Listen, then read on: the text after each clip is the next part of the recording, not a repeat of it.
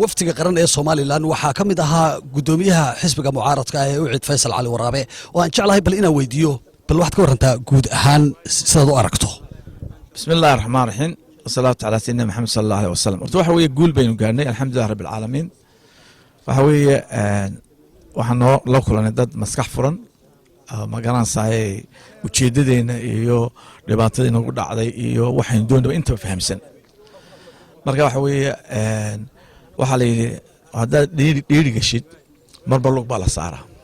Marka waxaan arkaa in maanta horta lugta hore la baxnay oo sumadii aynu lahayn ma garanaysaa inaynu 60 dees ku tagnay laba qaybood amba laba dal oo haddana wada hadli kara saas miisaankaas oo kala inaynu maanta aynu soo xaqiijinay laynoona qare weeye. Marka waxaan ku koobnay hadalkaygii in ay labada waaxood saa u shiraan oo cid kaloo dacka fuula iyo maqaas ciyaarta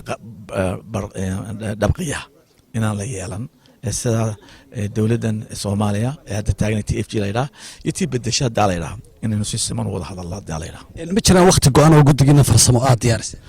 waxa weeye waxaan jecelahay si dhaqso ah in arintan anigu imkaan technical u keenay iyo frameworkan inaan horta madaxda labada dal ay iyaguna endorse gareeyaan si wax noqdo document laga duulo waa dhowto markay qoradan dawladda yeeshaan iyagu wixii ka dambeeya waa laga bilaabo hadalada ayaan filnay dhacaan. aad baad mahadsantahay. imakana waxaa hortiina taagan wasiirka madaxtooyada Soomaaliland oo isaguna kamid ahaa guddigii qaran ee ka soo qayb galay wada hadallada ka bilaabmay maanta lagu soo gabagabeeyay magaaladan London. waxaan jeclahay markaa bal xirsiinaan marka ugu horeysa weydiiyo bal waxaad ka warantaa guud ahaan maxaa faa'iideen. guud ahaan walaal waxaan dee faa'iidnay wada hadalladu waxay ahaayeen runtii higsiga Soomaaliland ay higsanaysay inay hesho madax banaani ayaa waxay ku xidhan yihiin in sometimes in laga wada hadlo oo laga soo dhiraandhiriyo haday suuragal noqoto haddii qoladan laga soo dhiraandhirin waayeen in cid kasta oo ay dan inaga xidhan tahay laga dhiraandhiriyo madax banaanida Soomaaliland iyo qarankan himiladiisii iyo wixii uu doonayay. marka wada hadalladu inay furmaan waxa weeyaan waxaan isleenahay waad gar leedihiinoo waxay ahayd himiladeennii aynu sugaynay wixii dariiqaynu maraynay bay ahayd ay ka mid tahay ma kuma qaydnayada laakiinse waa ka mid. xirsi maxaad u malaynaysaa waxaa jirtay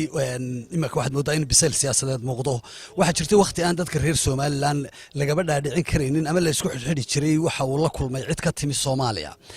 maxaa isbedelay baad u malaynaysaa ma waqtigaa keenay bisaylkan. dabcan sidaad sheegtay waqtiguna bisaylka wuu keenaa waxaana maalin bana meel baa taagan tahay maanta meeshaynu taaganahay waxa weeye inaynu ictiraafkeennii raadino cid walba oo aynu ka raadin karana ka raadino